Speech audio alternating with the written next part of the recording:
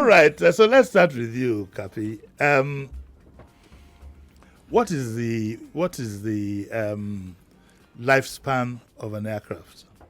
Very beautiful question to start with. Yes. Airplanes generally have no lifespan. There are airplanes flying around that are 100 years old. It's a question You're of... kidding me? Yes, there are airplanes, and today you can go on tours on the earliest aircrafts from the 1910s and 1920s. And so airplanes really have no lifespan. It's a function of several things. And the key one of them is maintenance. How well are you maintaining the airplane? So if you're doing a good job of maintaining the airplanes, they'll last forever.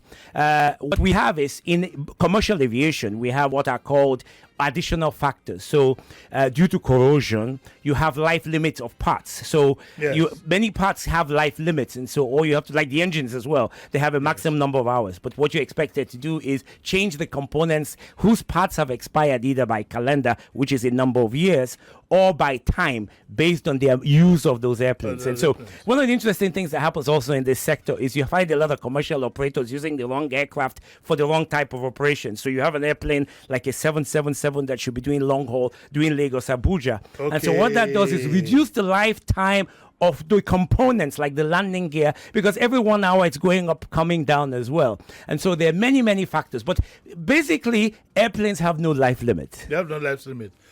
Which is more important in determining the viability of a plane in terms of before you actually do the actual checks? Is it the hours or the age?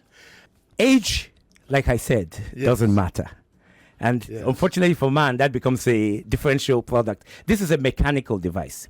So it is the maintenance of the aircraft that determines its viability. And so if we're using it well, and a presidential aircraft is not used like an airliner, an airliner every morning, you try to do it 20 hours, but given the airport factors in Nigeria, the technical factors in Nigeria, you end up using them 8 hours, and that's even too much. Some are used 4 hours. Something like the presidential aircraft, for example, because that's our key focus, is used maybe once a week. The president is busy. He has a number of airplanes, so he'll use the baby J, the big one, to go long distance. He'll use the smaller ones to come to Lagos or Abuja, etc. So if you look at it in relative terms, the presidential fleet is considered the baby, but it has to be taken care of. And we can't say it wasn't taken care of, because when you hear the bills for maintenance, you can be certain that it's getting the gold treatment.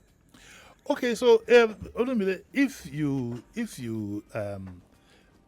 the number of hours that a presidential plane will clock certainly is not the same as ARIC or any of those planes will clock, and so I'm beginning to wonder: are aircraft are they rekitted or refigured for shorter periods or longer periods? Or if you are buying a 777, for example, it's a 777 that you bought, whether you use it for 1 hour or use it for 1 year, is that how it works?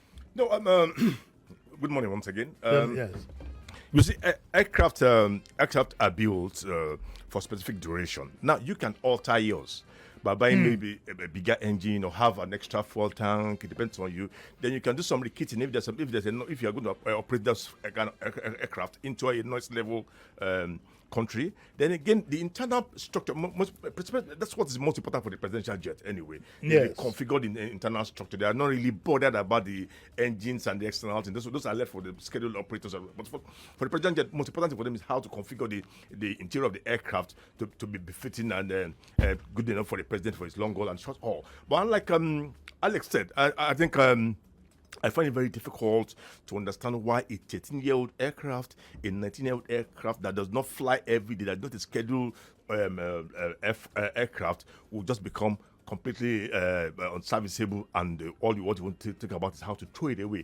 If the presidential jet in the US is about 30 years old, 34, and it's still flying, and in some other countries, why would a jet bought 13 years ago fly? And again, looking at the report that came out over the weekend, I was happy we pushed this program today. In the last 11 months, about 14 billion had been expended on maintenance, and the whole 8 years of President Buhari, about 6 or 7 billion was spent on the maintenance of the same fleet. Though we are disappointed that this was a man who came in during, check the dailies. This was a man who came in with a promise to sell to dispose of the presidential fleet. That was the PNB. He said he was going to dispose it of so that it would save cost for the country. But on getting in, and maybe when he sat inside and saw the beauty of the aircraft, he refused to. You see, and again, this aircraft, when you sit there in the presidential fleet, do they only operate the presidential flights? Because these are aircraft we have seen their children, relations take pictures with when they're going for wedding in Kano, when they're going for party in Doba, when they're going for party in Akure, or going for polo somewhere, you know. So there has been abuse. But for me, I even if we need a new aircraft, they need to justify the expenses and the maintenance system and program in place. Because if the ones that you have in place can make 13 and 19-year-old aircraft that are not used optimally to become unserviceable, what will happen to the new one that you are bringing? I think what you should also find more intriguing, and I'd like to be corrected here, is the fact that we are not just buying one. I think we're buying three. Two. Why are we buying two? Do you know? Well, you have to have one aircraft for the president, yes, and you have to have one aircraft for the vice president, and occasionally so the Senate president. Two aircrafts are bad, or we just feel like as we built a house for the vice president, a new house, it should have, it should be equally yoked. No, I think, and it doesn't really center around aviation. I think there's an attitude. There's an attitude in government that when you come to the office, you change the cars, you change the house, you change the airplane, you change. You maybe add an additional wife if it's allowed. You know, all of these. These seem to be the rights of government, the process by which we transition from one government to the other. Olu raised an important question. I already made an important comment. The presidential airplane is 13 years old.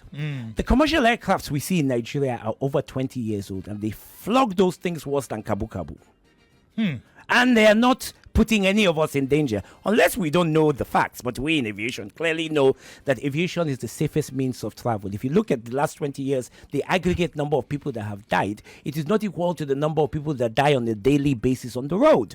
So aviation is safe. And to come up with such ingenious comments as the death of X and Y and so on, I lost my sister in an aircraft accident this year. Okay, in California, the very famous incident we're all very familiar with. That is supposed to be weather related. It wasn't about the airplane. They flew their own business jet to the destination, took another airplane and flew into bad weather. So accidents more often, if we see the recent accidents in Nigeria, sliding off the runway, sliding into the bush, all weather related, you know. So if we want the president to be safe, he must never fly when it's raining, you know.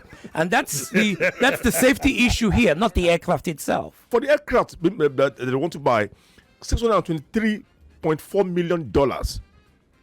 Brand new aircraft, it sounds like, at the very top of the market. But you know, the truth is that government buys hammers. 918 billion. Gentlemen, naira. What did you just say now about 600 and something? $million. Yes, about that range. Yes, it should be about that range. Yes, 600 million. yes, or above. That's about 918 billion naira. Don't forget, is that the basic aircraft, or when you've configured it? We don't know whether it's configured. That is there is no Airbus in the category of a presidential aircraft unless we have bought the ultimate 787 or 77. Sorry, don't they have the a business Airbus jet? A380 converted in the presidential fleet. Don't they have a business jet? Yeah, I think they have a business jet. Yes, they have a business. They have the Airbus business jet, but it is not 600 million. How much is it? But the reality of it is this: the reality of it, which is the point I was trying to make. Yes. You and I buy hammers for 3 million, for 3,000 naira. The same hammer bought by the government is 3 million. So we must look at it in that light. Okay? We have to take a short break. Do we have any information about what is happening to the current ones that we have? Because it is said that the president's recent trip, he went in the private jet of one of his friends. Why didn't he use his own jet? I don't know. But he went to one of his friends, you know. Whether it was paid for, I honestly don't know. That's neither here nor there. So what do you think would be happening to the current ones now? It helps to know what the Kenyan president said recently when he was accused of spending too much money on flying to the US. He said, my friends paid for it, so expect that. When you say he went on one of the aircrafts of the friend. Of the friend. Okay. When you talk about pricing. You talk about the economics of it. The presidential aircraft is a national security asset, so we're never going to know how much they spend on anything. They're not going to reveal the accounts. Even NMPC, that is a public corporation, we don't see the accounts. Let's more so when you talk about a national security asset that is not open to public viewing, etc. So we're never going to know that. So we don't know what's happening to the. Are they going to be scrapped? Are they going to be sold? Are they going to be kept in reserve? There are some comments. There are Yes. some comments on answering that question. There are some comments released by the government that they plan to sell 2 of those airplanes. They've advertised the name of the firm that they've placed the aircrafts for sale with. Are you kidding? We don't know what the details of the pricing is. I'm sure that if we contacted those companies, they'll be able to give us some ideas. So of it's what in they the are. market as we So speak. the two airplanes are on the market. That's what's reported. And so it is said that they will be used to fund the new aircraft. But I find it hard to imagine what kind of value you get for a devalued aircraft when you say that it's a scrap Exactly. that breaks down on the Exactly. ground or takes the president Exactly. somewhere and doesn't bring him back. And so maybe it will be sold for a few pennies, and those pennies will be added to the billions required to buy the new aircraft. Isn't it late now? It seems to be a done deal. I don't know if it is. We haven't seen the airplane. Well, if you've already put yours, if you have evidence that it's been put up for sale, then it's a done deal. Well, it's a plan. Or it's a plan. Yes. Your thoughts, Olumide? Yes. While I do not have any issues with having a presidential jet for the aircraft, aircraft for the president, I think I have issues having a particular one for Mr. President and Mr. Vice President, and at this point in time when things are very difficult for us, we can at least buy one for now and then wait for the other. But before then, Yes. there's a problem with the presidential air fleet maintenance and management system, because if you are throwing a 13-year-old aircraft, a 19-year-old aircraft out of your fleet, these are the aircraft that are supposed to do your international flight, and your president had to use a friend's jet to fly. There's something wrong with the management and system and processes in place, and if you do not address it through an audit, you probably put the new aircraft in the same problem Same problem. as the ones that are leaving.